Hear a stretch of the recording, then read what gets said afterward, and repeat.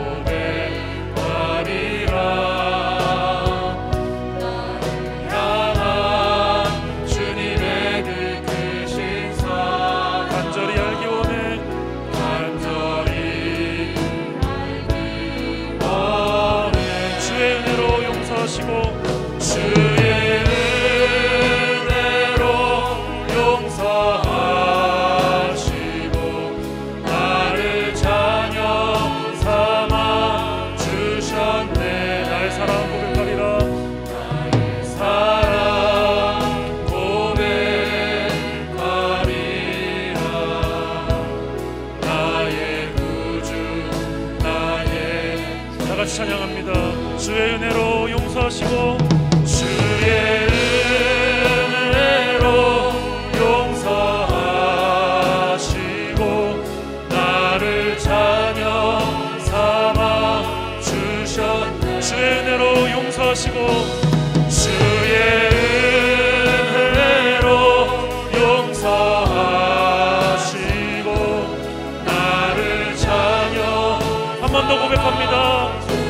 주의 은혜로 용서하시고, 주의 은혜로 용서하시고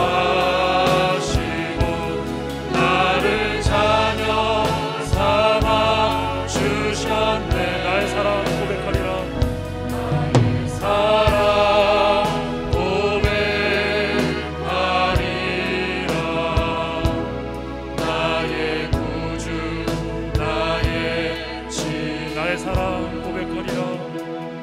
나의 사랑 고백하리라. 나의 구주 나의 친구. 아멘.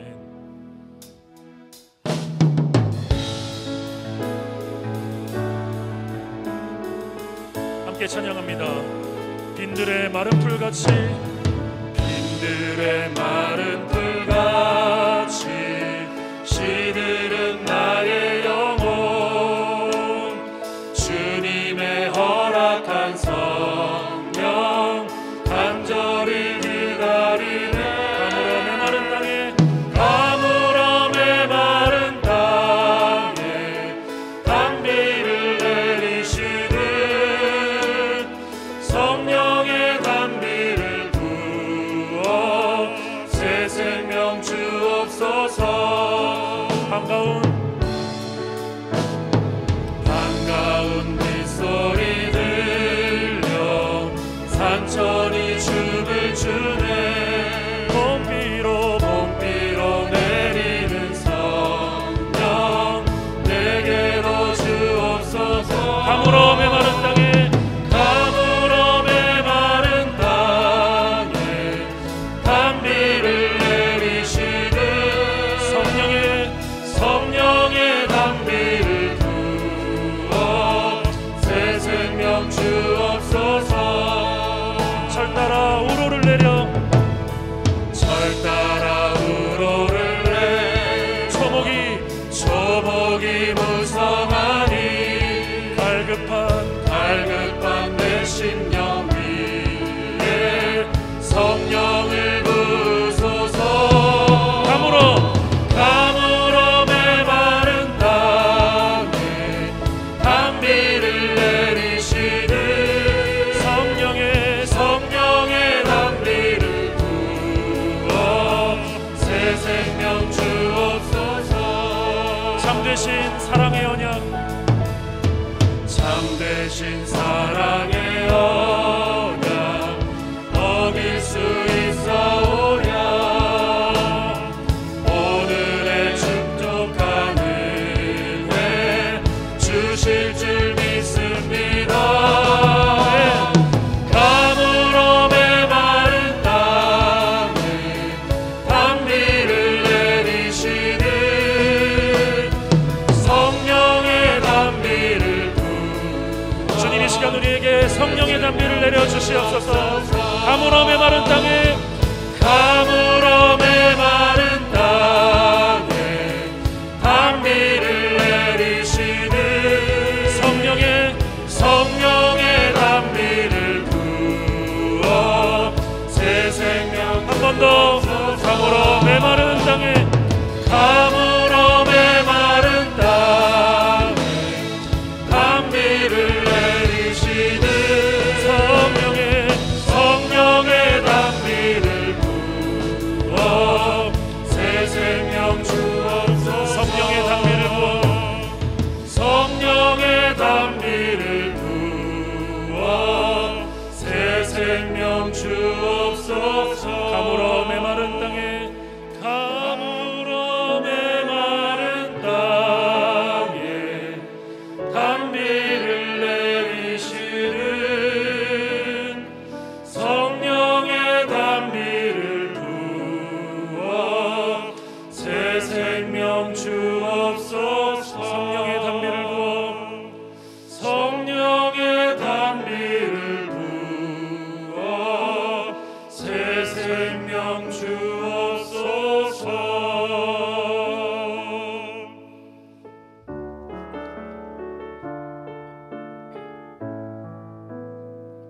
아버지 당신의 마음이 있는 곳에 나의 마음이 있기를 원해요. 아버지 당신의 눈물이 고인 곳에 나의 눈물이 고이길 원해요. 아버지 당신이 바라보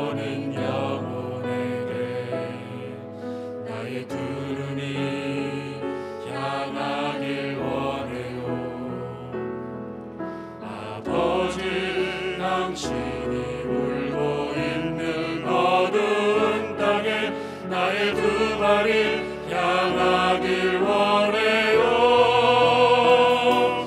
나의 마음이 아버지의 마음 알아. 내 모든 뜻 아버지의 뜻이 될 수 있기를. 나의 온몸이 아버지의 마음 알아. 내 모든 삶 당신의 삶 되기를. 한 번 더. 아버지 당신의 마음이, 아버지 당신의 마음이 있는 곳에 나의 마음이 있기를. 나의 마음이 있기를 원해요. 아버지 당신의 눈물이 고인 곳에 나의 눈물이 고이길 원해요. 아버지 당신이 알아보는 영혼에게 나의 두 눈이 향하길 원해요. 아버지 당신이 울고 있는 어두운 땅에 나의 두 발이 향하길 원해요. 나의 마음이 아버지의 마음 알아. 내 모든 뜻 아버지의 뜻이 될 수 있기를. 나의 온몸이 아버지의 마음 알아. 내 모든 삶 당신의 삶. 한 번 더 고백합니다. 나의 마음이 아버지의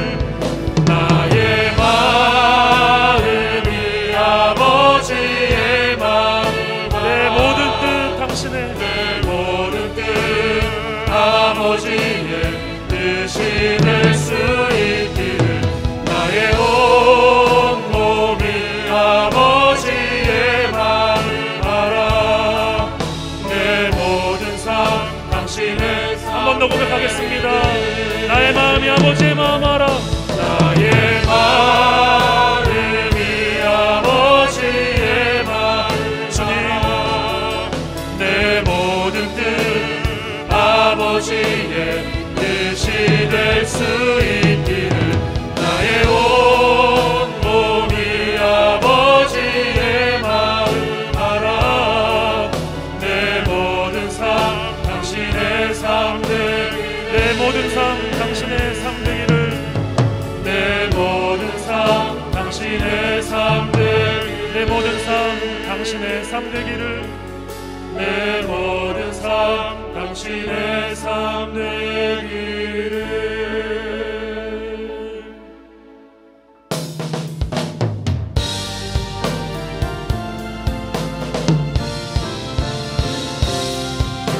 함께 찬양합니다. 왕이신 하나님, 왕이신 하나님 높임을 받으소서. 찬양하리라. 영원히 높임을 받으실 그 이름 찬양하리라.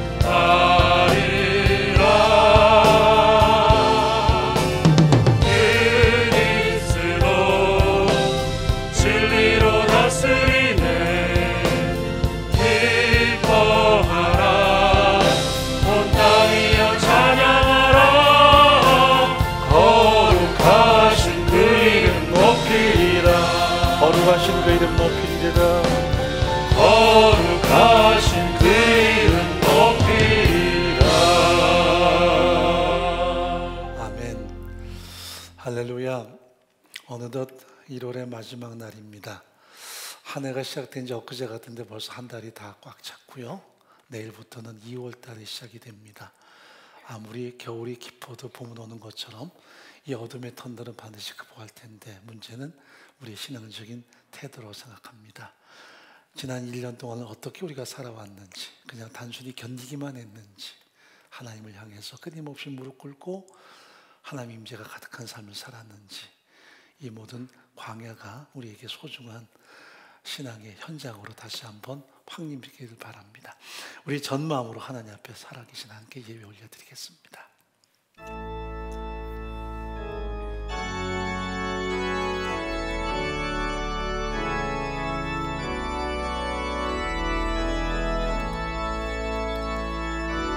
고개 들어 주를 맞이해 엎드려 경배하며 찬양 왕의 위엄을 신령과 진정한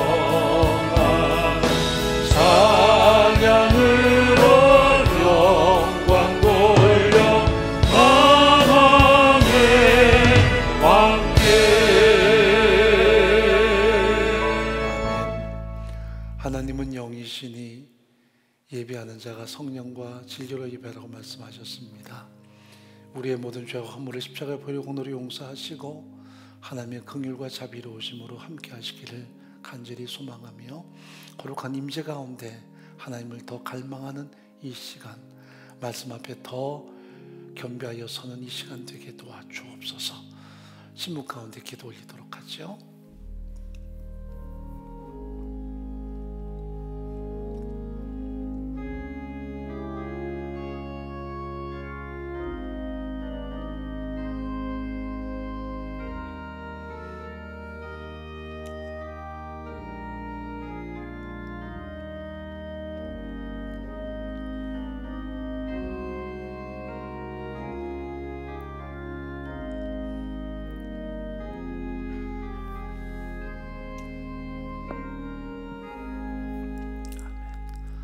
사도신경으로 신앙 고백합니다.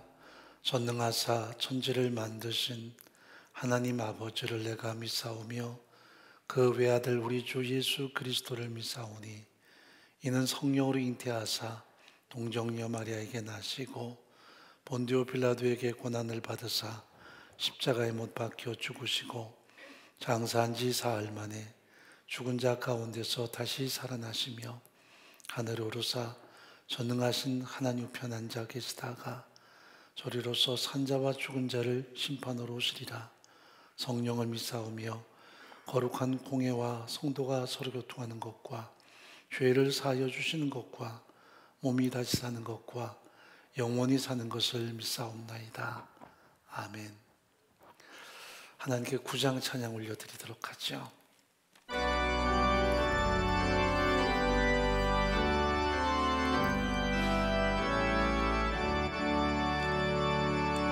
거룩 거룩 거룩 전능하신 주여 이른 아침 우리 주를 찬송합니다.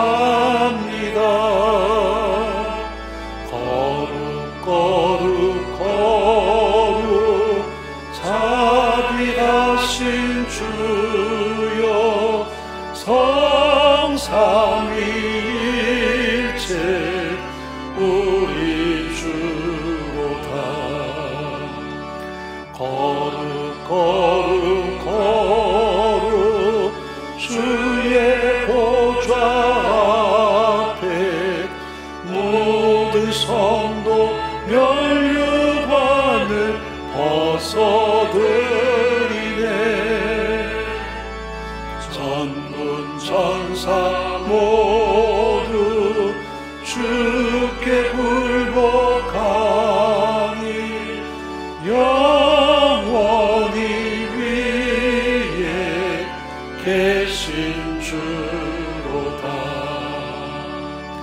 거룩 거룩 거룩 주의 빛난 영광 모든 죄인 눈 어두워 보지 못하네. 거룩하신 이가 주님 밖에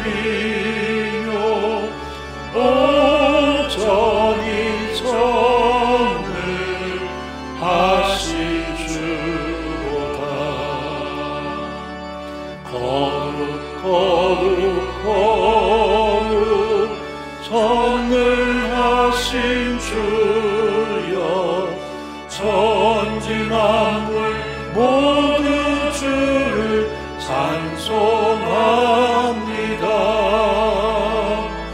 거룩 거룩 거룩 전능하신 주여 성삼위일체 우리 주로다.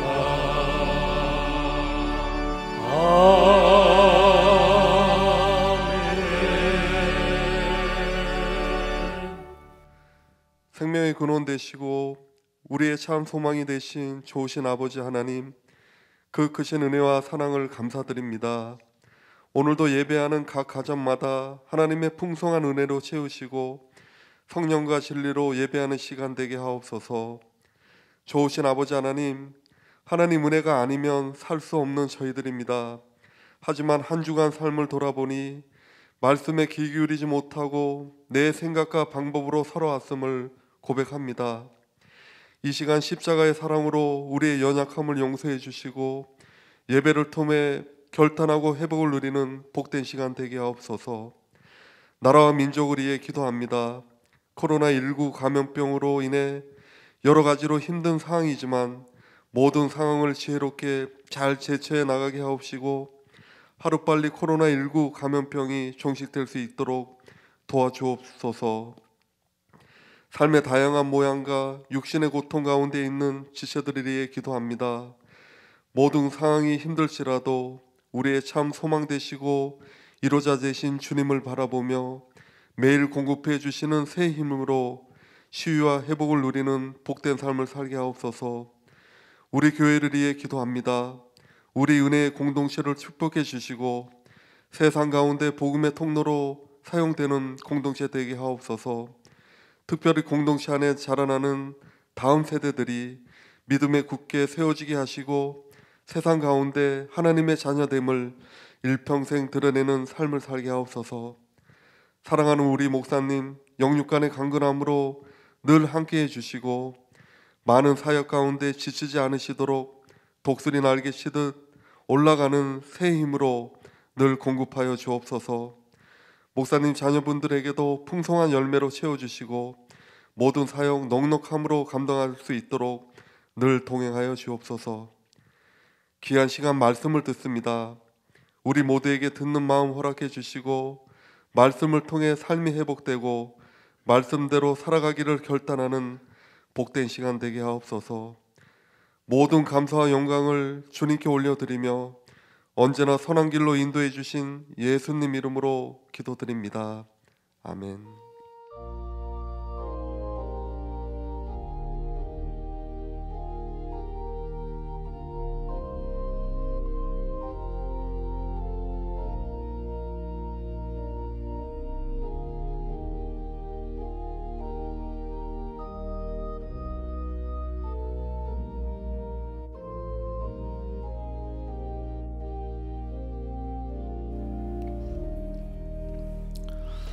몇 가지 광고 말씀 올려드리도록 하죠. 은혜 공동체는 철저한 방역 지침 준수하에 주일 현장 예배가 지금 회복되고 있는데 모임 인원은 10%에 불과한 상황이지만 우리가 전 마음으로 예배하기 원하고요. 또한 이 시간에 함께하지 원하는 동역자들은 가정에서 혹은 다양한 장소에서 전 마음으로 예배에 참여하기 바랍니다. 그래서 1, 2, 3, 5부는 현장과 온라인 예배가 병행되고요. 다만 송도 오후 1시 예배는 현장 예배만 재개가 됩니다. 현장 예배는 제가 직접 가지는 못하지만 제가 가면 또 참여 인원이 훨씬 더 줄어들기 때문에 현장에서 우리가 중계를 하게 될 것입니다. 새벽 수요 예배는 온라인 예배로 드려지게 되고요. 현장 예배 재개 시점은 차후 거리두기 인원에 대해서 좀 안정이 되면 다시 시작할 예정입니다. 주일전 예배는 가정 예배로 대체하고요. 날샘 1호로 118페이지를 참조해 주시기 바랍니다. 모든 사랑방 모임도 비대면입니다. 그렇기에 우리가 비대면이지만 서로 격려와 또 소망을 함께 나누는 소중한 은혜 시간도 될 수 있도록 짧은 시간이지만 집중력 있게 함께 참여하기를 바라고요. 온라인 순장반은 오후 4시 유튜브로 진행이 됩니다. 모든 교육부서는 지금 온라인 예배만 가능합니다. 그래서 9시, 11시에 주일학교 예배가 진행되고요. 또 학생부도 마찬가지입니다. 사랑부는 오전 11시 영상 예배에 참여하게 되고요. 또 송도는 11시, 오후 1시, 또 송도 중고등부는 지금 이 시간 영상 예배에 참여합니다. 모든 주일학교 학생부 예배는 어제 녹화가 끝났습니다. 그래서 모든 선생님들이나 SL들이 어제 녹화를 다 마무리하기 때문에 이 시간은 영상이지만 그분들의 눈물과 기도가 다 고스란히 배어 있습니다. 우리 자녀들이 말씀 앞에 나가시도록 잘 격려해 주시기 바라고요. 또 새가족 모임은 예배 후에 새가족실에서 철저한 거리두기에 의해서 진행이 될 예정이고요. 온라인 동계 수련회는 또래청은 2월 4일부터 6일까지, 송도청은 2월 18일부터 20일까지 진행이 될 예정입니다. 이 또한 아직은 다 온라인입니다.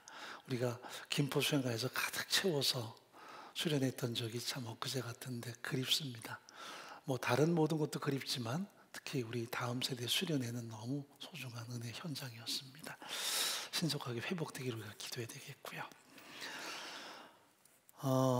요사이 오늘 오후 4시에 이제 다시 거리두기에 대해서 당국의 결과가 나올 것입니다. 아마도 여전히 5인 이상 모이기 어려울 것 같고요. 설날도 이런 상황이 계속되지 않을까 싶습니다. 그래서 교회의 책임도 좀 있는 듯하고요. 또 선교단체를 통한 대안학교의 문제도 좀 있습니다. 그러나 누구를 탓하기 전에 우리가 정말 겸손하게 무릎 꿇고 다음은 내 차례라는 생각으로 하나님 앞에 전 마음으로 나갔으면 좋겠다 싶은 마음이고요. 이럴수록 더더욱 예배와 또 우리가 관계에 있어서 방역에 철저하고 자기를 잘 점검해 주기를 바랍니다. 걱정하는 분이 계실까 봐 그런데 저희 그레이스 아카데미는 이미 10일부터 다 온라인 수업하고 있고요. 방학이 끝난 다음 지금 개학은 했습니다마는 다 온라인으로 진행되고 있습니다. 그래서 철저하게 방역을 우선해서 우리가 진행하기 때문에 여러분들이 기도 많이 해주시기 바라고요. 이제 하나님께 연보 올려드리겠습니다. 홍유미 지사님 찬양하도록 하죠. 박수로 맞이하도록 하겠습니다.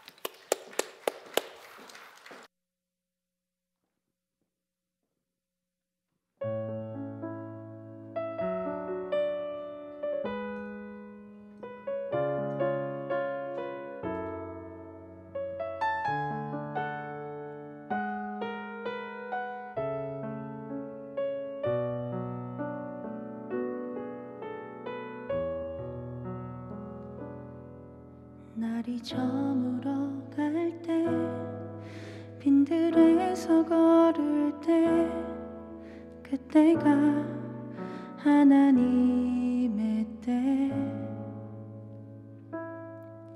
내 힘으로 안 될 때 빈손으로 걸을 때 내가 고백해 여호와 이래 날이 저물어 갈 때 빈들에서 걸을 때 그때가 하나님의 때 내 힘으로 안 될 때 빈손으로 걸을 때 내가 고백해 여호와 이래 주가 일하시네 주가 일하시네 주께 아끼지 않는 자에게 주가 일하시네 주가 일하시네 신뢰하며 걷는 자에게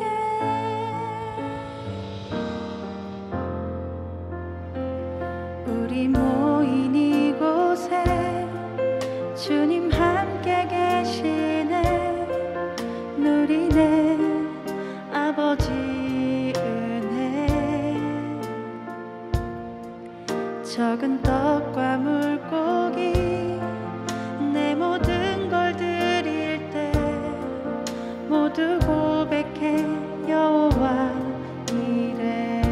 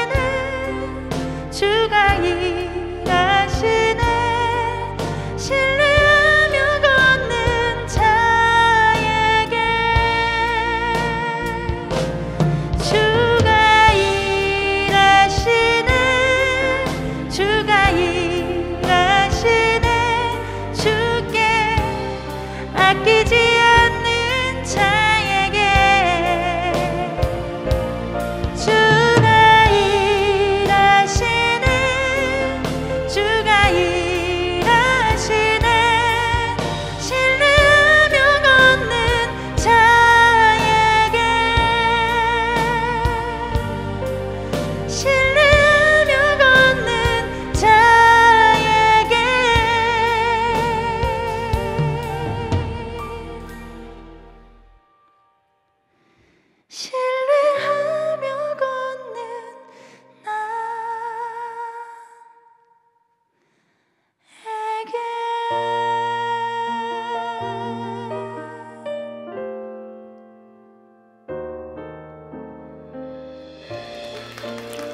네, 수고했습니다.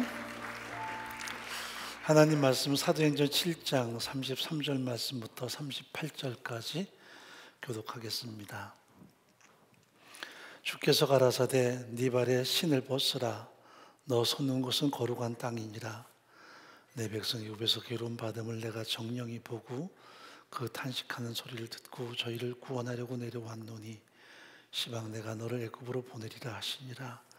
저희 말이 누가 너를 관원과 재판장으로 세우느냐 하며 거절하던 그 모세를 하나님은 가시나무 떨기 가운데서 보이던 천사의 손을 의탁하여 관원과 속량하는 자로 보내셨으니 이 사람이 백성을 인도하여 나오게 하고 애굽과 홍해와 광야에서 40년간 기사와 표적을 행하였느니라. 이스라엘 자손을 대하여 하나님이 너희 형제 가운데서 나와 같은 선자를 세우리라 하던 자가 곧 이 모세라. 시내산에서 말하던 그 천사와 및 우리 조상들과 함께 광야 교회에 있었고 또 생명의 돌을 받아 우리에게 주던 자가 이 사람이라. 아멘. 기도하겠습니다. 하나님 아버지, 오직 하나님을 갈망합니다. 하나님을 사모합니다. 하나님이 함께하지 아니하시면 우리의 삶은 한순간도 존재할 수 없습니다. 매 순간 살아가는 모든 삶의 현장에서 늘 하나님의 임재를 경험하게 도와주시고 늘 하나님의 말씀 앞에 다가서는 우리의 전 삶이 되도록 은혜 베푸시기를 간절히 소원합니다. 은혜 가운데 살아왔습니다. 또한 은혜 가운데 살고 있습니다. 매 순간 여전히 그 은혜가 필요합니다. 한 걸음 한 걸음 인생의 길을 내디딜 때마다 하나님 더 바라보게 하시고 하나님도 의지하는 우리의 전 믿음 되게 도와주옵소서. 다양한 인생의 현장마다 눈물이 있고 고통도 있습니다만은 그러나 그곳이 하나님 함께 계시는 현장을 다시 한번 확인하게 도와주시고 하나님을 향해 우리의 삶의 방향을 돌이키며 하나님을 더욱 사모하는 우리의 전 신앙 되게 하시기를 간절히 소원합니다.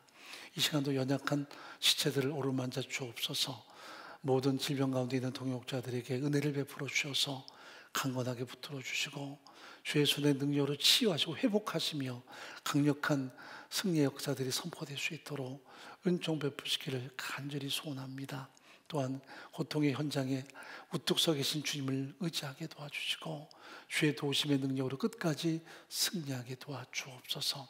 이 시간 우리의 전 마음을 다해서 예배하며 귀한 점 올려드립니다. 드린 손길마다 은혜와 복을 베풀어 주시고 지경을 더 넓혀 주시고 하나님께서 그 모든 삶의 현장마다 값진 열매가 가득하도록 도우시기를 간절히 소원합니다.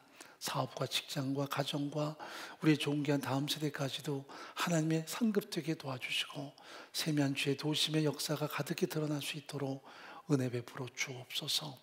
다음 세대 위에 섬기는 모든 교사들을 기억하시고 그들의 섬김과 가르침 속에 하나님의 생명력이 가득히 드러날 수 있도록 인도해 주옵소서.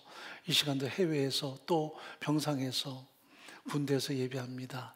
온라인으로 예배하는 그 모든 현장들마다 하나님의 동일한 임재가 가득하게 도와주옵소서. 우리 모두에게 듣는 마음을 더하여 주시고 성령의 도우심 따라 말씀을 듣고 깨닫는 은혜의 시간 되게 도와주옵소서. 예수님의 이름으로 간절히 기도옵나이다. 아멘. 우리가 자주 듣는 단어 중에 구속사라는 단어가 있습니다. 물론 잘 알고 있는 내용이지만 그러나 간결하게 설명을 하라 그러면 쉽지 않은 게 구속사라는 낱말입니다. 우리가 사전적인 정의로도 쉽지 않고요. 또 이해하고 전하는 것도 결코 만만하지는 않습니다. 그렇다면 구속사가 뭘까? 한번 우리가 좀 점검해 본다면 하나님의 전적인 구원 계획을 우리가 구속사라 그래요.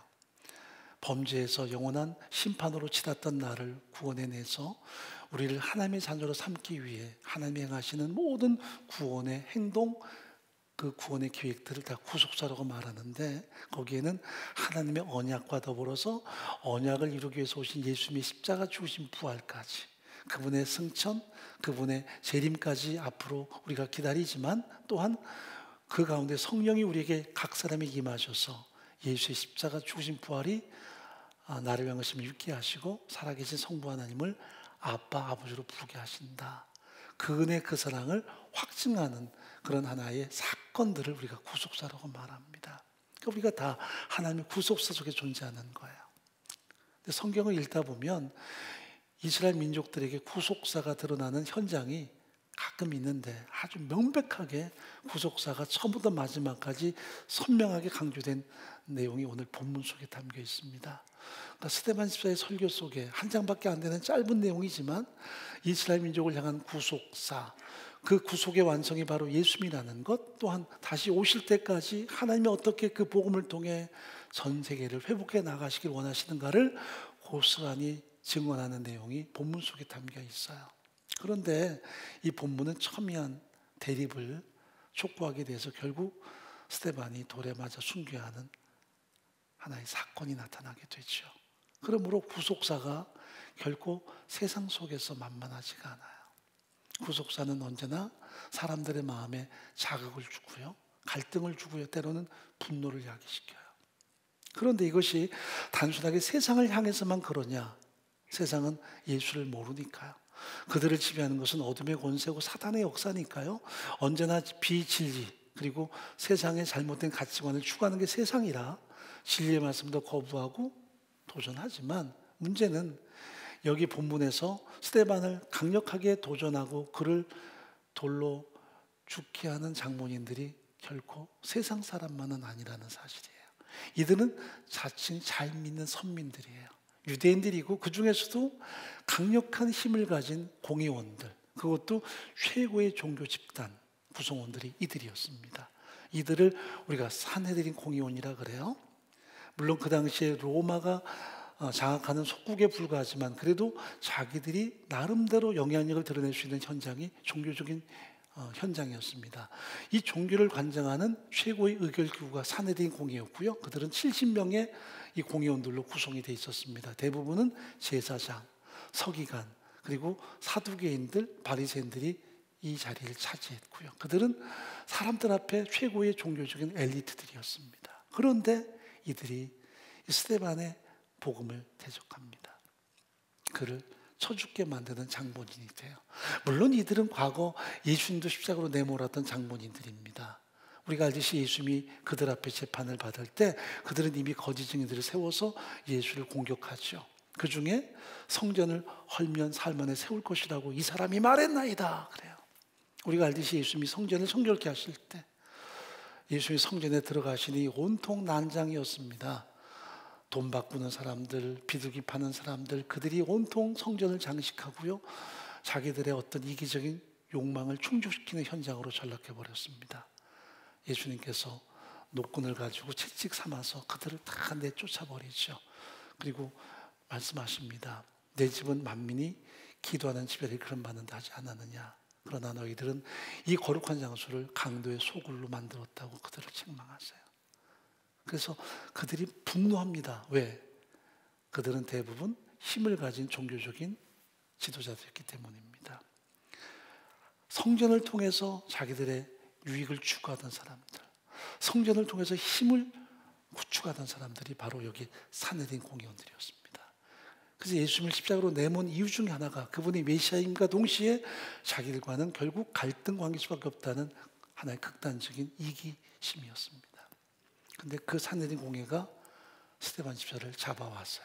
그리고 이 스데반을 재판을 하는데 우리가 6장 14절을 보면 예수님을 재판하던 장면과 똑같은 고발장이 낭독이 됩니다.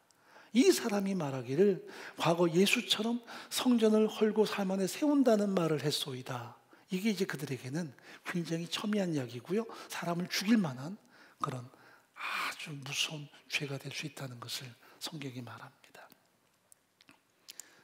성전 무용론을 말할 때 그들은 사람을 죽일 만큼 분노하죠. 그런데 스데반 집사의 이 설교 속에는 두 가지가 등장합니다. 하나는 구속사에 대한 면밀하고 아주 심도 짙은 말씀이 등장하고요. 또 한 가지는 교회가 무엇인가라는 내용이 등장을 해요. 자, 우리가 믿는 사람이에요. 그리고 잘 믿는 사람입니다. 이 말씀이 세상 사람에게 주는 말씀이 아니에요. 우리에게 주는 말씀인데 우리 가운데서도 결국 이 말씀이 갈등이 될 수 있고 또 깊은 성찰이 될 수도 있어요. 아니, 이런 말씀을 우리가 왜 나눠야 되는 거야? 우리 잘 믿는데 이건 안 믿는 사람에게 공격해야 되잖아. 그런데 사실은 이 말씀이 안 믿는 세상 사람에게 주는 말씀이 아니거든요. 이방인에게 주는 말씀이 아니에요. 그것도 종교의 최고 지도자들, 그러니까 목사에게도 이 말씀은 필요한 거고요. 여러분이 정말 신앙생활 잘했다면 사실은 더 필요한 거고요. 이제 처음 믿기 시작했다면 순수하게 믿는 당신에게도 이 말씀은 너무 중요한 말씀입니다. 그런데 많은 사람들이 나는 아닌 걸로 도외시하거든요. 구속사 그러면 우리가 다 알아요. 나를 향한 하나님의 구원 계획, 아브라함 때부터 이스라엘 민족을 어떻게 부르실 것이고 그들을 통해 메시아를 보낼 것이고 예수가 오실 것이고 그 예수가 우리 위해서 십자가에 죽을 것이고 또한 그 예수의 십자가 죽으신 부활을 아무도 본 사람은 없지만 2000년 전 사건이잖아요. 성령이 우리에게 오셔서 이 사건이 나를 위한 사건임을 믿게 하셔서 나를 하나님의 자녀로 삼고 내 안에 계신 성령은 하나님을 아빠 아버지로 부르게 하신다는 것을 믿는 게 신앙인데 우리가 다 알아요. 근데 거기서 끝나서는 안 돼요. 나는 과연 교회인가 질문해야 돼요. 여러분, 교회란 말은 히브리 말로 칼이라고 합니다. 칼. 이 말은 불러낸다는 뜻이에요. 그러니까 여러분, 아이들이 여기저기 막 모여 있는데 거기서 선생님 하나가 누구 불러서 이쪽으로 불러내는 게 칼이에요. 그 아이들을 하나님이 부르신 것처럼, 그러니까 똑같은 사람인데 불러내니까 하나님에게 속한 사람이 되는 거예요. 그게 교회예요. 신약에서는 에클레시아라고 불러요. 그것도 불러낸다는 뜻입니다. 우리가 원래 죄인 가운데 있었어요. 그리고 영원히 심판받아 마땅한 존재인데 하나님이 불러내셔서 그 부르심 속에는 예수의 십자가 죽으신 부활까지 포함되어 있죠. 그리고 성령까지 보내주셔서 우리가 하나님을 아버지로 부르는 그의 상속자, 그의 자녀가 되게 하신 거예요. 그게 부르심 속에 포함되는 하나님의 은혜지요. 그러므로 다 은혜예요. 예를 들어서 어떤 좋은 집안의 부부가 아이를 하나 더 입양해야 되겠다 싶어서 고아원에 갔습니다. 아이들이 이제 다 나와서 막 재롱도 부리고 서로 간에 그 좋은 집안의 자식이 되고 싶어 하죠. 그런데 그분들이 마음에 꽂히는 아이가 있습니다. 뭐 아주 이쁘고 잘생긴 게 아니라 약한 아이예요. 사람을 기피하고 또 노래도 못 부르고 춤도 못 추는 아이인데 마음에 연민이 생겨서 그 아이를 선택을 했습니다. 이 아이에게 자랑할 게 아무것도 없는 거예요. 얘보다 나은 아이가 많아요. 다른 사람들은 왜 저런 아이를 불렀어? 그럴 수는 있어요. 그런데 정작 선택받은 아이는 가슴속에 남는 게 뭐가 남아야 될까요? 감사만 남아야 돼요. 왜 나 같은 것을 불러냈을까? 그게 쿨찬이에요. 우리 공로가 있다면 자랑할 게 많고 우리 의가 있다면 은근히 과시하겠지만 아무것도 없어요. 세상 사람보다 우리가 나은 게 없어요. 그런데 하나님이 나를 부르셨다니 기가 막히죠. 은혜밖에 남는 게 없는 거예요. 그게 하나님의 구속이에요. 그게 하나님의 구속사 속에 나타나는 은혜죠. 이스라엘 민족도 마찬가지예요. 아브라함 때부터 탁월하기 때문에 부른 게 아니에요. 가장 적기 때문에 초라하기 때문에 부르내신 거예요. 뭐 위대한 영웅 그런 모습은 보이지 않잖아요. 단순히 하나님이 은혜 베푸셔서 그 정도밖에 안 되는 인물이 그렇게까지 믿음으로 서요. 은혜 때문에 가능했어요. 그리고 하나님께서 당신의 마음을 알려주시죠. 내가 너를 통해 진정 세상 모든 사람을 구원할 텐데 너는 그래서 복이 큰 은이 될 것이다. 그에 잘난 거 없다고요. 하나님이 그를 그래서 선택하셨고 그에게 당신의 사랑과 은혜를 알게 하셔서 그 사랑과 은혜 앞에 응답한 것이 그의 순종이었습니다. 그의 행위가 아니라 하나님의 은혜가 먼저였죠. 자, 그런 다음에 우리가 알다시피 요셉을 통해서 이스라엘 민족이 70명밖에 안 되는 작은 인구일 때 고센에 정착을 합니다. 결국 요셉조차도 하나님이 섭리하셨죠. 형제들은 그 동생을 미워하고 죽이겠다 하지만 그 나쁜 인간들 배후에 하나님의 계획이 있으셔서 그런 과정을 통해 요셉을 총리로 세우셨고, 그리고 이스라엘 민족이 태동하도록 하나의 인큐베이터를 만들어요. 그러니까 요셉도 자랑할 게 없는 이유가 하나님이 자기를 그렇게 사용했다는 거죠. 이것을 아는 것이 굉장히 중요한 인생의 관건이에요. 그래서 형님들에게 분노하지 않고 결국 내가 하나님을 대신하겠습니까? 형님들이 물론 나를 그렇게 미워하고 판 건 사실이지만 하나님이 이 모든 것을 선으로 만드셔서 우리 모두의 구원자가 되게 하셨습니다. 주제 파악을 하는 거죠. 그리고 난 다음에 이 또한 지나갈 거예요. 언젠가 하나님께서 구원을 이루실 때 이스라엘 민족이 다시 출애굽하게 된 것이라는 것을 요셉은 마지막 유언을 하죠. 드디어 430년 동안 그들은 가혹한 노예 생활을 해요. 참 고통스러운 시간이죠. 우리는 36년 일제 밑에 있는 그 시간도 지금까지 이가 갈리는데 10배가 넘는 430년 동안 노예 생활을 하고요. 마지막에는 모든 남자애들은 나일강에서 띄워 죽이든 어떻든 죽이라는 명령이 떨어지는 가운데 모세가 태어납니다. 이 모세, 히브리 민족에는 가장 탁월한 그들의 선생인데 지금도 모세 그러면 막 그들이 경기하죠. 근데 그 모세도 태어난 순간부터 인간의 한계를 경험하는 사람이에요. 자기 부모가 그 아이를 지키려고 하지만 한계가 와서 아이를 나일강에 띄우죠. 하나님의 손이 그를 이끌어서 파라오의 공주의 아들로 성장케 하세요. 40년 동안 공주의 아들로 성장한 다음에 그는 뭔가 오판하죠. 앞을 보고 뒤를 봐도 자기밖에 없으니까 나를 통해 하나님이 이스라엘 민족을 구원하리라 해서 그가 행동합니다. 그게 착각이었어요. 인본주의예요. 인본주의가 사실은 우상입니다. 하나님만이 할 수 있는 것을 내가 할 수 있다는 그 착각, 이게 오만함이고 우상이에요. 하나님이 나의 손을 의탁하여 이스라엘 민족을 구원할 것이다. 보기 좋게 그는 실패합니다. 40년 동안 광야에서 유랑하는 존재가 돼요. 그 울분, 그 분노 심했겠죠. 40년 만에 불타는 떨기나무 앞에서 그를 하나님이 부르세요. 너는 네 손을 의지하지 말고 나의 손을 의지하고 가서 이스라엘 민족 이끌어내라. 명령하시는데 그는 안 들어요. 왜? 보낼 만한 사람 보내십시오. 나는 언어가 우둔한 사람입니다. 그렇게 하는 이유는 그의 가슴 속에 있는 은근한 반감이었어요. 예전에 내 힘으로 하려고 할 때는 왜 안 도와주고 이제 나는 아무것도 아닌 존재일 때 나를 찾아오십니까? 내가 뭐가 있다고? 젊음이 있습니까? 힘이 있습니까? 제대로 언어를 구사합니까? 나띵일 때 하나님이 그를 부르세요. 네가 구원하는 게 아니다. 하나님이 하신다는 거죠. 그래서 결국 모세는 하나님을 의지하고 들어가서 이스라엘 민족을 이끌어내요. 그리고 드디어 이스라엘 민족은 광야길에 접어들죠.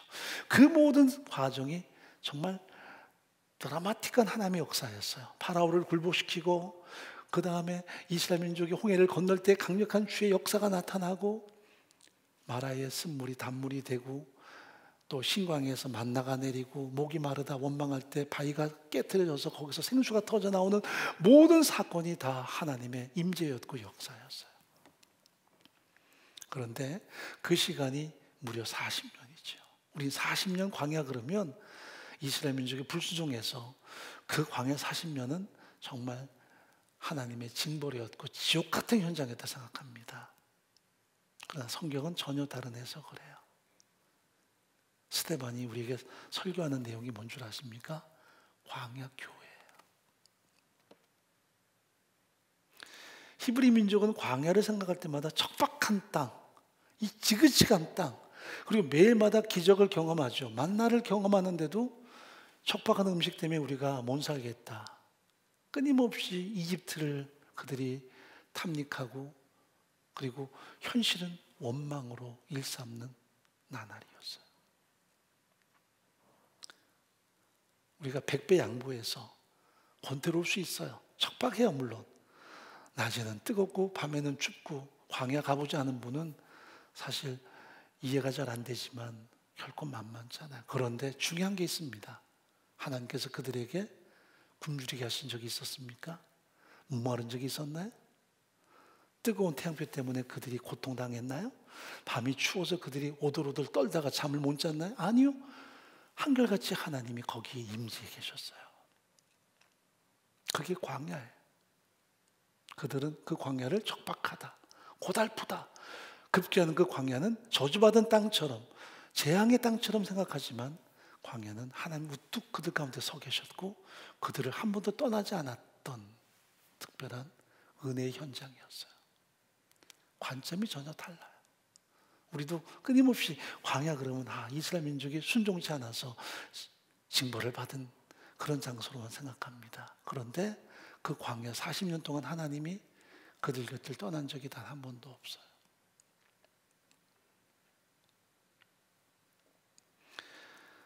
우리는 신앙생활 하면서 내가 보기 힘든 건 다 재앙이고 내가 보기에 달콤하면 다 하나님의 복으로 알아요. 우리 굉장히 단순하고 이기적이에요. 근데 과연 우리가 그렇게 통찰력이 깊을까요? 길게 놓고 보면, 삶을 한번 이렇게 돌아보면 힘들었던 때, 그때가 과연 고난과 눈물로만 계속 점철됐던 때인가? 내가 풍요로웠을 때 과연 그때가 다 복이었던가? 때로는 그렇게 내가 살았으면 내가 인간도 아니었을 때가 많거든요. 근데 우리는 자꾸 근시안적이라 그렇게 오판할 때가 많이 있어요. 단순하게 동물적인 감각으로 그냥 느낌으로 당장 좋고 그런 것을 오판할 때가 많아요. 멀리 바라보질 못해요. 그래서 신앙인의 가장 약점이 뭐냐면 너무 근시안적으로 사는 거예요. 현실주의로 사는 거예요. 그러면 우리는 에서처럼 하나님의 비전을 상실하는 그런 존재가 될 수 있어요. 까짓것 미래가 어떻게 되든 말든 내가 당장 배고픈데 뭘. 그래서 하나님의 모든 언약을 우리가 철저하게 왜곡할 때가 많이 있다는 사실이에요. 그래서 믿음을 인내와 매칭하는 이유가 뭐냐면 그 속에 담긴 하나님의 분명한 계획이 존재하기 때문이에요. 자, 우리 신명기로 넘어가겠습니다.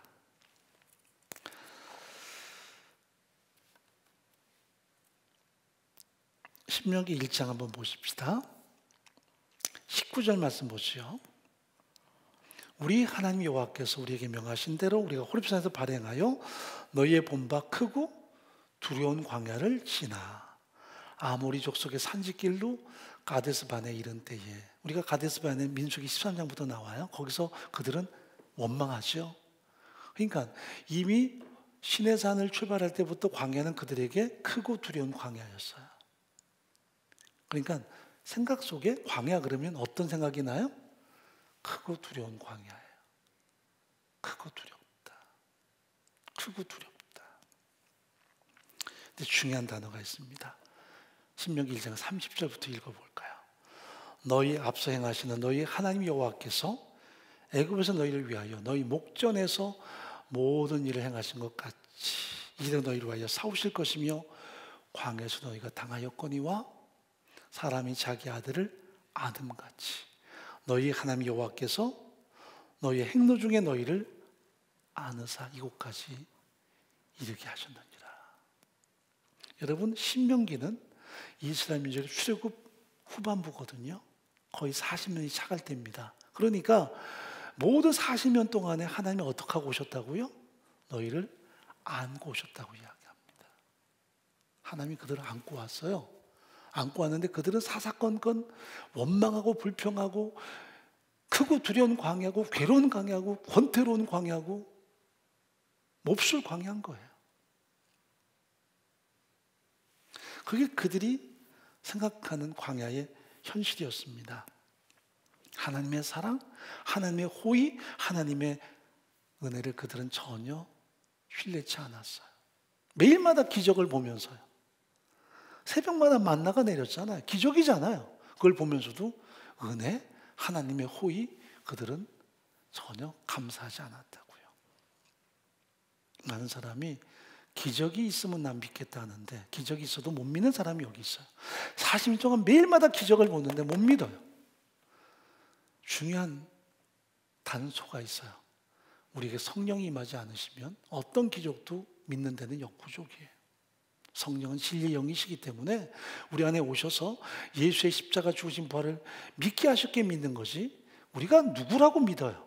못 믿어요, 우리. 그 혈육으로 아브라함의 후손인 이스라엘 민족도 매일마다 그 하나님의 역사와 기적을 봤던 그들도 끊임없이 원망, 불평하고 불순종했는데 우리가 뭐라고 믿어요? 그러니까 내가 믿는다. 아직도 신앙생활 한다 그러면 은혜지 우리 잘난 거 아무것도 없어요. 우리 공로 아무것도 없다고요. 그러니까 여전히 잘 믿으면 자랑할 게 아니라 은혜가 더 남아야 돼요. 왜 날 사랑하실까? 왜 날 잘 믿게 하실까? 더 은혜가 남아야 되는데 우리는 은근히 공로를 축적해요. 내가 공로를 자꾸 축적해서 그게 자랑질이 될 수 있는 위험성이 많아요. 그러면 종교인으로 전락합니다. 마치 내 힘으로 뭔가 이룬 것처럼. 그러면 자랑할 게 있겠죠. 자랑할 게 없어요. 자, 중요한 게 있습니다. 매일마다 그 기사와 능력을 목도했는데 정작 중요한 것은 깨닫는 마음이 없었고 보는 눈이 없었고 듣는 귀가 없어요. 즉 성령의 도우심이 없이는 매일마다 기적을 경험해도 우리가 역부족이에요. 자, 신명기 29장 3절 한번 읽어보죠. 곧 그 큰 시험과 이적과 큰 기사를 네가 목도하였느니라. 눈으로 분명히 본 거예요. 경험한 거예요. 그런데 깨닫는 마음과 보는 눈과 듣는 귀는 오늘 여기 여호와께서 너에게 주지 아니하셨느니라. 성령의 도우심이 없으면 육감적으로 아무리 많은 기적을 경험해도 우리가 믿는 것은 역부족이에요. 눈으로 보고 믿는다? 봐도 못 믿어요. 그러면 믿는다는 것은 정말 은혜예요. 우리는 보는 것도 못 믿는데 못 본 것을 믿어요. 이건 신비한 일이죠. 성령의 도우심 아니고는 불가능해요. 초월적인 믿음 아니면 불가능해요. 자, 여러분 오늘 집에 가시거든 혹은 가정에 계신 분들은 예배 끝난 다음에 누가복음 10장을 한번 전체를 읽어보시기 바랍니다. 꼭 읽어보셔야 돼요. 누가복음 10장에 보면 세 가지 사건들이 나타납니다. 하나는 예수님이 70명의 제자를 파송하셔서 복음을 전하라고 명하세요. 근데 그들이 복음을 전하는데 놀라운 역사를 경험하죠. 예수 이름을 전하고 복음을 외칠 때마다 귀신이 떠나가고 기적들이 드러납니다. 병자가 낫고 막 장애인이 일어서는 역사를 경험합니다. 그러니까 굉장히 그들이 흥분했습니다. 주님께 와가지고 막 그 자랑질을 해요. 선생님, 우리가 당신의 이름으로 전할 때에 강력한 능력이 나타났습니다. 우리가 그 증인입니다. 그럴 때 주님이 잘했구나. 그 능력이 있는 거야 하지 않았습니다. 예수님께서 그들을 잠깐 좀 단도리 하세요. 나도 사단이 하늘로부터 떨어지는 걸 보았다. 당신이 알고 있다는 거. 왜? 이제는 어둠의 권세가 떠날 때가 된 거예요. 빛이 임하면 어둠이 사라지는 것처럼 예수 이름으로 그 모든 어둠의 권세가 장악될 것을 이미 주님은 아시잖아요. 제자들은 새벽에 아직도 캄캄할 때 나가서 밝아져라 밝아져라 외쳤더니 한 100번 외치니까 밝아지네요. 그럼 자기 능력으로 밝아진 건가요? 그때가 된 거예요. 예수 이름을 증거할 때 예수께서 메시아로 오셨기 때문에 그 하나님의 정확한 타이밍이 선포된 거예요. 그러면서 말씀하기를 그들이 경험한 기적 중요하지 않아요. 중요한 것은 너희 이름이 하늘책에 기록된 것을 기뻐하라. 그들의 소속이 분명히 다르다는 것을 그들에게 이야기합니다. 우리는 막 흥분할 텐데 주님은 그들을 만류하면서 너희 소속이 어딘가에 대해서 다시 한번 확인시키세요. 보는 게 중요한 게 아니고 능력이 중요한 게 아니라 내 소속이 어디지? 이걸 우리에게 연계시키면 기적과 능력이 중요한 게 아니라 내가 지금 하나님을 어떻게 아버지로 고백하지? 성령이 역사하지 않으면 불가능해요. 그게 성령의 사람의 반증이에요. 두 번째 사건이 나타납니다. 율법사가 예수님께 와가지고 제가 어떻게 영생을 얻겠습니까? 여쭈어요. 그랬더니 율법에 뭐라고 말했느냐 그랬더니 하나님을 사랑하라. 마음과 뜻과 성품을 내 사랑하라 했습니다. 그리고 이웃을 사랑하라 했습니다. 근데 문제는 이 사람은 하나님 사랑은 아는 이웃 사랑에 대해서는 자기가 잘 모르겠는 거예요. 물어요. 그런데 이웃이 누구죠? 그랬더니 우리가 아는 선한 사마리아인의 이야기를 하세요. 거기서 중요한 건 강도 만난 사람을 돕는 사람이 이웃을 사랑하는 사람이죠. 그냥 눈으로 보고 안 됐네 아무리 미사일 구해도 사랑하는 사람 아니에요. 행복하는 사람인 거예요. 거기서 율법의 완성은 행함이에요. 추상적이지 않아요. 하나님을 향한 사랑도 행동에 있고요, 사람을 향한 사랑도 행동에 있어요. 그걸 이야기하십니다. 그리고 난 다음에 세 번째, 이제 마르다와 마리아의 집에 방문하셔서 예수님이 대접을 받으세요. 그런데 마리아는 예수님 앞에, 발 앞에 꿇고 앉아서 말씀을 들어요. 마르다는 음식 준비에 부산해요. 그러니까 부산하게 음식 준비하다가 그러다 보니까 마리아가 말씀을 듣고 있으니 부하가 났어요. 그래서 선생님, 마리아를 좀 내보내서 나를 도와달라고 하소서. 역정을 내죠. 그랬더니 예수님께서 마르다야 마르다야, 몇 가지만 하든지 아니면 그냥 단촐해도 괜찮다. 그런데 마리아는 좋은 것을 선택했기 때문에 뺏기지 않을 것 같은데 라는 말을 해요. 마리아가 좋은 걸 선택했어요. 일하는 것보다 말씀 듣는 게 편하죠. 여러분 식당 가서 봉사하는 게 낫습니까? 여기 앉아 계시는 게 낫겠습니까? 그렇게 따지면 이 내용은 완전히 엉뚱하게 됩니다. 심파가 돼요. 좋은 것, 선한 것, 정말 예수께서 좋아하시는 것. 좋은 것이란 말은 선한 것이거든요. 하나님 마음에 정확하게 와 닿는 거예요. 그게 뭘까요? 예수가 누군가를 알고 그 말씀을 듣고 그 말씀을 깨닫고 그 말씀에 대해서 반응하는 삶을 사는 거예요. 자, 그렇다면 한번 보세요. 10장에 쭉 사건이 나와요. 한쪽은 예수 이름으로 기적을 행했다고 과장하고 그야말로 자랑하는 제자들. 그러니까 예수님께서 만류하면서 너희가 어디에 소속되어 있는지 한번 점검해 봐라. 한쪽에서는 하나님 사랑한다는 율법사, 그 사람에게 행동하느냐 질문하세요. 그리고 나서 마르다를 통해서 우리에게 주는 경고가 뭐냐면, 마리아는 선한 걸 선택했다. 내가 좋아하는 것이 여기 있다. 그 말은 신방 가서 목사 대접하기에 뭐 마음 뺏기지 말고 말씀 들으라, 그 말만은 아니에요. 이건 더 강한 의미가 있어요. 전체를 아우르는 내용. 하나님의 마음, 예수 그리스도의 마음을 헤아리는 것이 뭐냐는 거죠.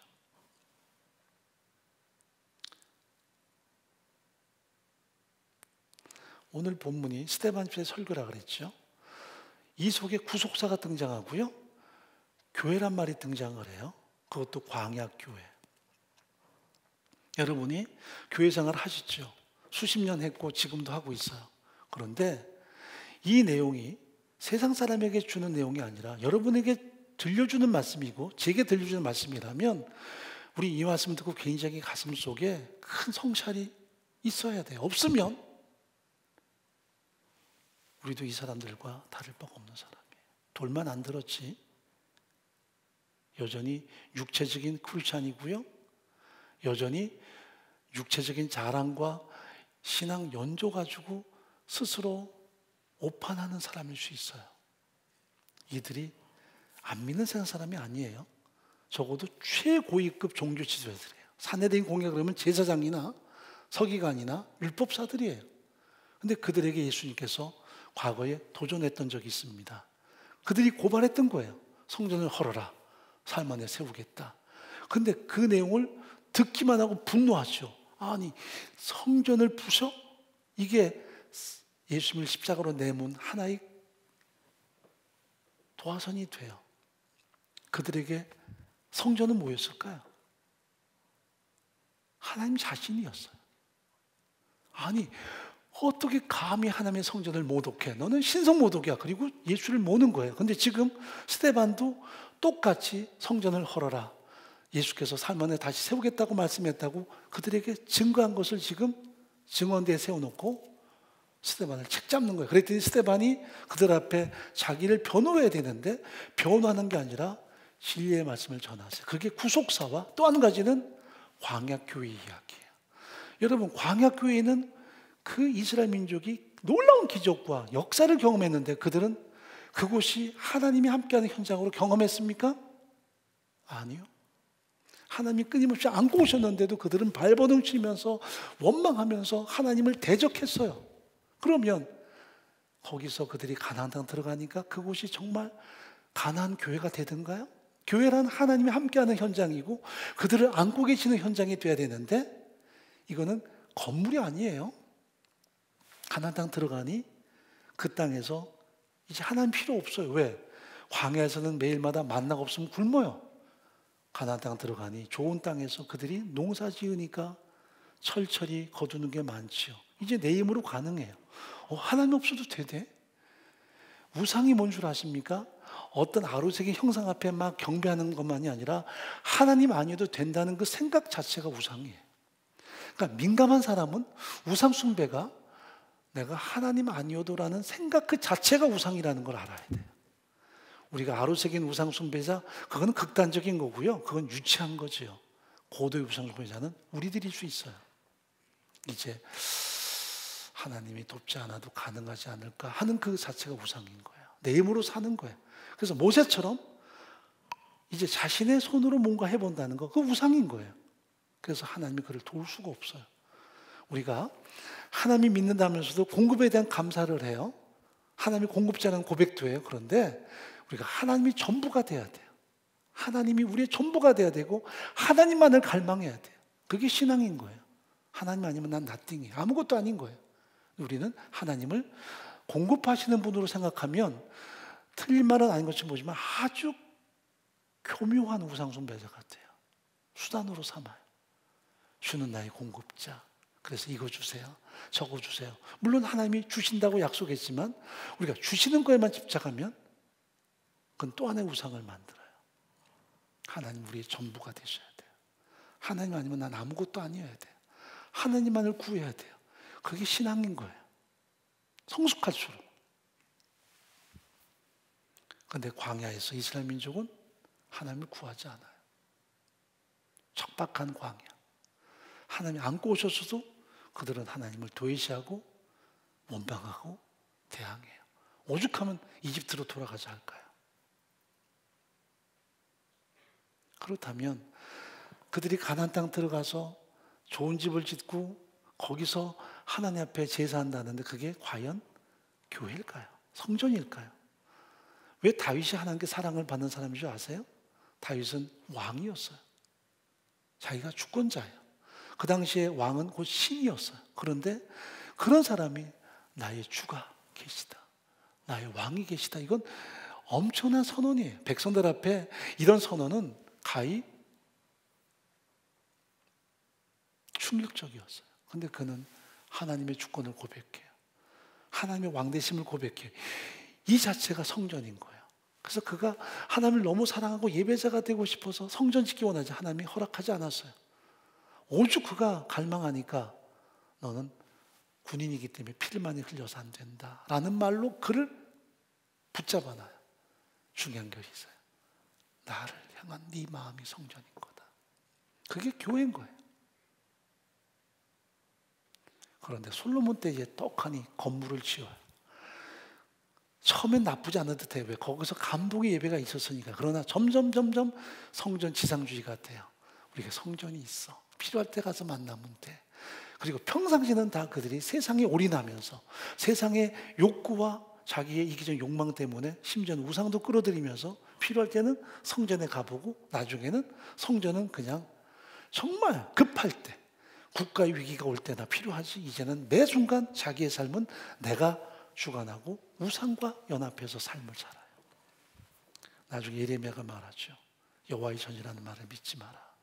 하나님이 그것을 부숴버릴 거다. 아니 성전이 부서지면 하나님이 어디 계셔? 하나님이 어디 가죠? 하나님이 죽는 건데 그들은 기고만장하죠. 결국 성전이 무너져요. 왜? 하나님이 그런 인간이 만든 건물 속에 갇혀있는 초라한 신입니까? 그럼 우상인 거죠. 그런 신이면 하나님의 이름에 너무 누추한 거죠.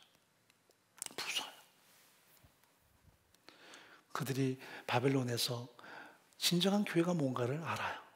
말씀 앞에 무릎 꿇고 찬양하고 다음 세대에게 말씀을 가르치고 성전은 무너지지만 진정한 성전 교회가 만들어진 거죠. 근데 다시 돌아와서 수르바벨 성전을 짓고 그 초라한 성전에 또 주님을 집어넣네요.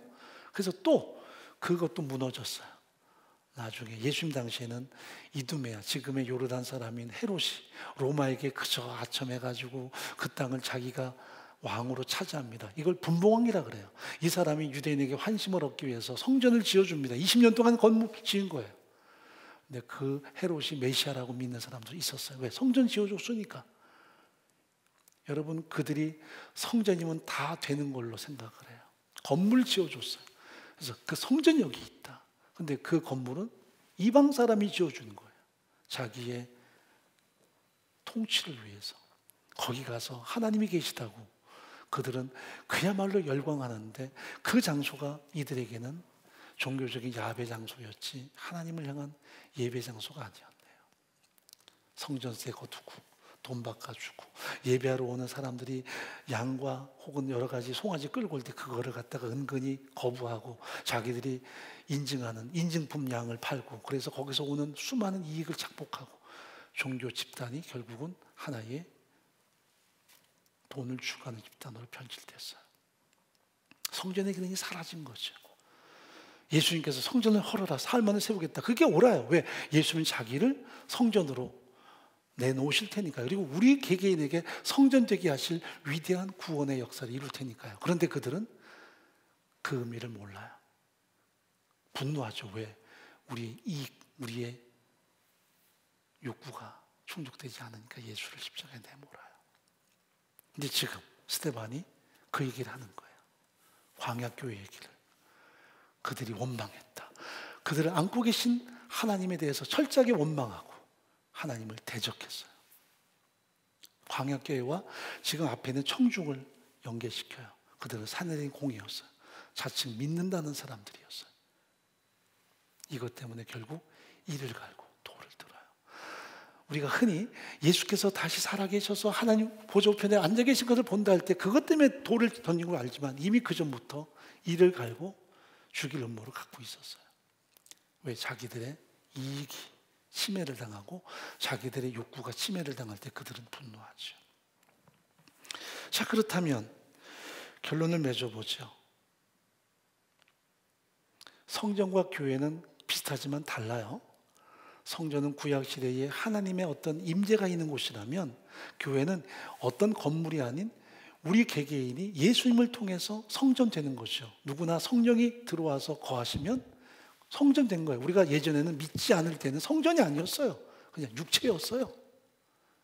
그런데 성령이 내재하셔서 성전된 가장 중요한 핵심적인 내용은 예수를 나의 구원자로 믿고 하나님을 아빠 아버지로 고백해요. 성전된 거예요. 성령이 우리 안에 내재하셔서. 그리고 진정한 교회가 된 거죠. 교회는 그저 건물이 아니에요.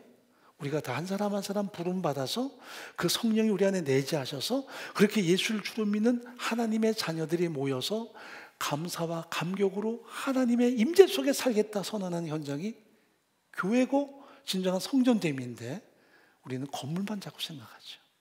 자, 여러분이 모이는 교회예요. 지금은 교회는 두 가지예요. 모이는 교회, 흩어지는 교회. 두 가지가 잘 매칭이 돼야 교회지. 이 두 가지가 매칭이 안 되면 그것은 반쪽짜리예요. 모여야 돼요. 지금 모이죠. 그런데 코로나 때문에 못 모인다. 그래서 교회가 아니다. 그렇지는 않아요. 왜? 우리가 어디서나 지금 동시에 예수의 이름으로 가정에서든 함께 모이죠. 지금. 그래서 하나님이 온라인 시대에 이 문명의 이기를 통해서 우리가 이렇게 코로나 시대에도 예배할 수 있는 교회됨을 누릴 수 있는 현장들을 누리게 하셨어요. 성령이 우리 안에 계시고 우리가 한 예수의 십자가 죽으신 부활을 믿고 아버지 앞에 예배하는 그 교회가 된 거예요. 근데 이것이 끝이 아니라 예배가 끝나면 교회가 끝난 게 아니에요. 이제는 흩어지는 교회가 되는 거예요. 여러분이 가시는 곳마다 거기에서 척박한 땅 내가 집에 안 가고 싶다. 아니에요.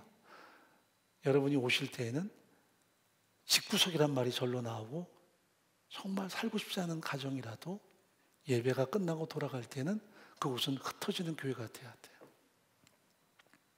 척박한 광야가 아니라 하나님이 나를 안고 계시는 곳이 그곳이라는 것을 알아야 돼요.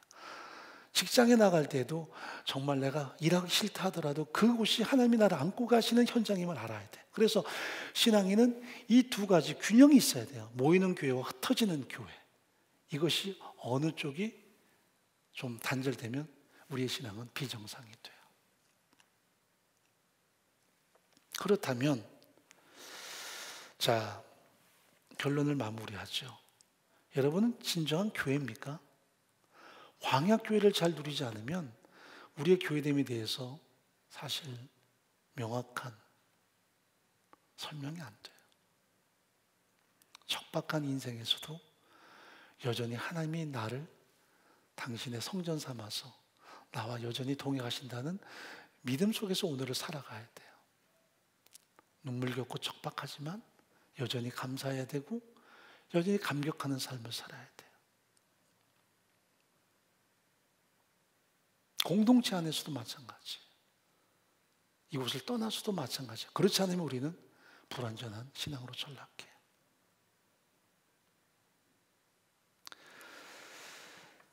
자, 여기 보십시다. 54절 말씀 한번 읽어보죠. 저희가 이 말을 듣고 마음에 찔려 저를 향하여 이를 갈거늘. 앞에 나오는 내용은 말씀드린 것처럼 예수의 부활, 예수가 하나님의 아들로 하나님 보좌 우편에 있다 그런 얘기 하기 전입니다. 이미 교회론을 이야기해요. 자, 그들은 자기들이 성전인 걸로 알고요. 성전에서 기득권을 다 누리면서 최고의 하나님의 영광을 선포할 걸 알고 있지만 스데반은 말하죠. 당신들은 성전의 기능을 다 무너뜨렸다는 것. 성전의 가치를 무너뜨렸다는 것. 하나님이 당신들에게 진정 영광을 받으신 것이 아니라 당신들은 하나님의 사람이 아닐 수 있다는 것. 이게 그들이 일가는 거예요.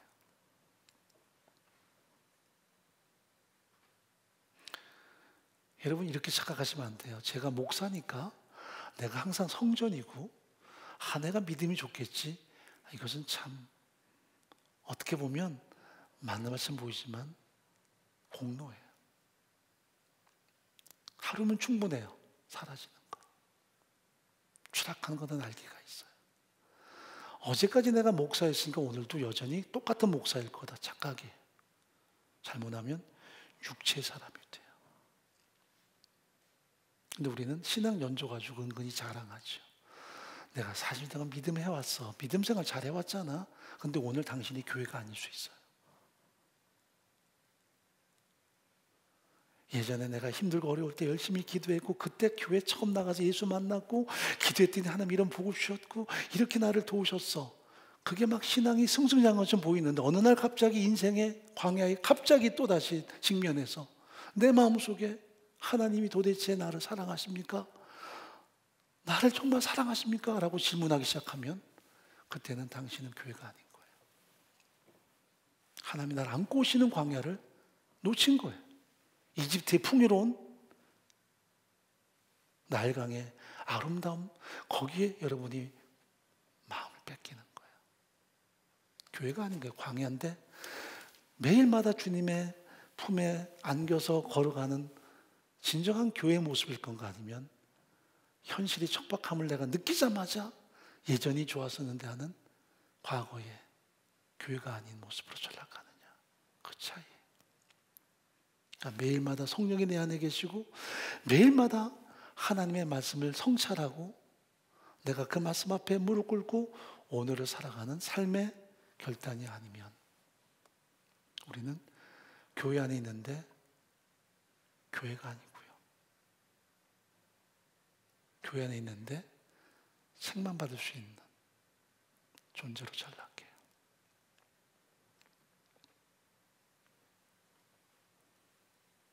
자기를 진단해 보세요. 내가 정말 깨닫는 마음이 있는가? 보는 눈이 있는가? 듣는 귀가 있는가?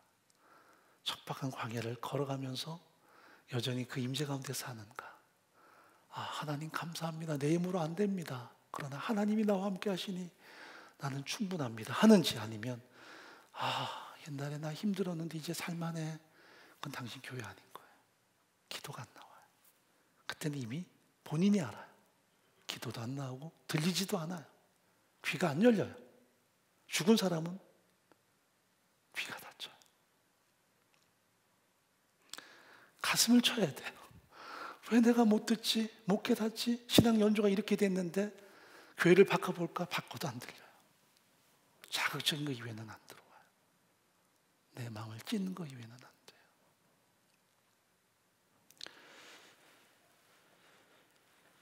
로마서 10장 8절 마지막 읽어봅니다. 그러면 무엇을 말하느뇨? 말씀이 내게 가까워 내 입에 있으며 내 마음이 있다 하였으니 곧 우리가 전파하는 믿음의 말씀이라. 네가 만약 내 입으로 예수를 주로 시인하며 또 하나님께서 그를 죽은 자 가운데 다시 살린 것을 내 마음이 믿으면 구원을 얻으리니 사람이 마음으로 믿어 의에 이르고 입으로 시인하여 구원에 이르느니라. 이게 한번 내가 믿어서 끝 아니라 매 순간 매 순간 광야교회를 걸으면서 항상 나 왜 예수께서 죽으셨구나, 나는 고달픈 광야를 걸으면서도 그 십자가의 은혜를 다시 한번 깊이 성찰하고, 나를 이렇게 안고 계시는 하나님, 독생자까지도 아끼지 않으셔서 여전히 나를 안고 계시는 하나님, 그 하나님의 은혜 임재 속에 매일마다 거하고 고백하고 그렇게 선언하지 않으면 우리는 구원은 얻었다 할지 모르지만 광야에서 원망으로 일삼던, 이집트로 금방 돌아가자 했던 그들과 별 다를 바가 없고요. 신앙의 연조는 막 자랑하면서도 깨닫는 마음이 없고 듣는 귀도 없고 보는 눈도 없는 산헤드린처럼 욕망만 가득할 뿐 책망받을 수밖에 없는 존재일 수 있지 않느냐. 이게 목사의 모습일 수도 있어요. 여러분의 모습일 수도 있고요. 나는 진정 하나님의 교회인가, 광야 교회를 잘 누리고 있는가, 한번 점검해보는 여러분 되기를 바랍니다. 기도하십시다. 하나님, 내가 걸어가는 광야에서 진정한 교회됨을 누리고 있는지, 이 척박한 광야, 척박한 만나, 그들에게는 너무 실증나고 곤태로운 현장이었습니다마는 하나님이 안고 계시는 현장을 그들은 알지 못했습니다. 우리가 진정 예수 그리스도를 통해 구원 얻었다면, 하나님의 사랑의 품을 경험하고 있다면 여전히 은혜, 여전히 감사와 감격 속에 견고히 서게 하시고 하나님을 사모하는 전 믿음으로, 하나님이 아니면 안 된다는 선언으로 매 순간 간절한 마음으로 하나님 앞에 나아가는 신앙 되게 도와주옵소서. 예수의 이름으로 기도합나이다. 아멘. 찬양 올려드리죠.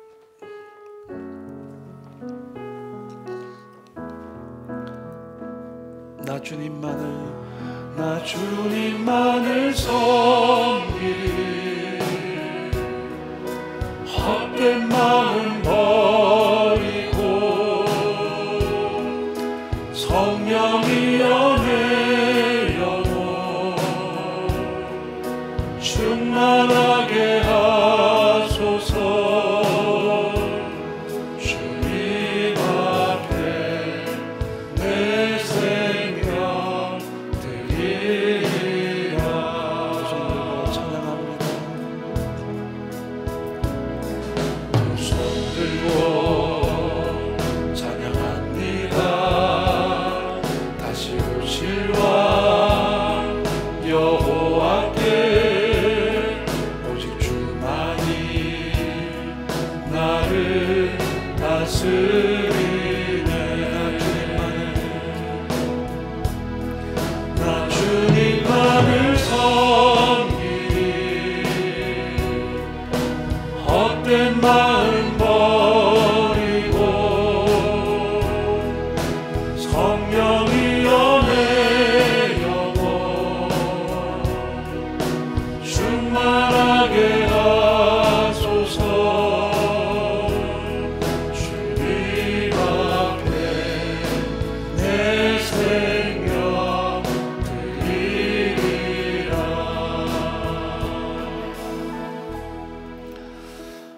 예배를 마칩니다. 우리 함께 마음에 말씀을 좀 담아보도록 하죠. 어떤 말씀이 들려오셨습니까? 이 말은 너무 어렵다, 난해하다 할 수도 있겠습니다. 그러나 성령은 듣게 하십니다. 성령은 깨닫게 하십니다. 또 보게도 하십니다. 우린 과거의 경험으로 살 때가 많습니다. 근데 그 경험이 사실 중요하지 않습니다. 이스라엘 민족은 매일마다 만나를 먹었어요. 그런데 그들의 삶은 철저하게 하나님을 대적하는 삶으로 전락합니다. 얼마나 큰 능력을 경험했느냐, 얼마나 많이 은혜를 받아 썼느냐는 과거가 중요하지 않습니다. 지금 광야 걸으면서, 광야에 척박한 현장이 있으면서 그래도 하나님이 나를 안고 계신다는 그 은혜 안에서, 감사함 안에서 오늘을 살아가는가? 막막하지만 여전히 감사와 감격으로 살아가는가? 아니면 분노를 세상에 쏟아놓고 세상을 향해서 우리가 끊임없이 책임 전가하는 삶을 사는가?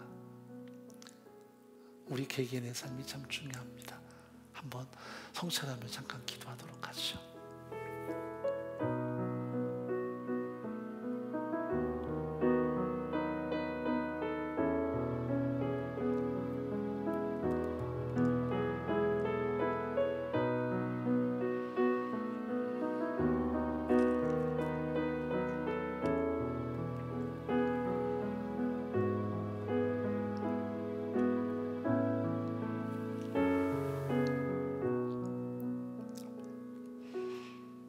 지금은 우리 주 예수 그리스도의 은혜와 하나님의 크신 사랑과 성령의 함께 하심이 모이는 교회뿐 아니라 흩어지는 교회로 이제 삶의 현장에 돌아가서 때로 척박한 현실, 암담한 현실, 눈물군 현실에서도 하나님이 나를 안고 계심을 항상 감사하며 매 순간마다 하나님을 은혜 가운데 바라보는 삶을 사는 모든 동역자들과 그 미래와 우리 다음 세대 위에 공동체와 민족의 열방 가운데 함께 하시기를 간절히 축원하옵나이다.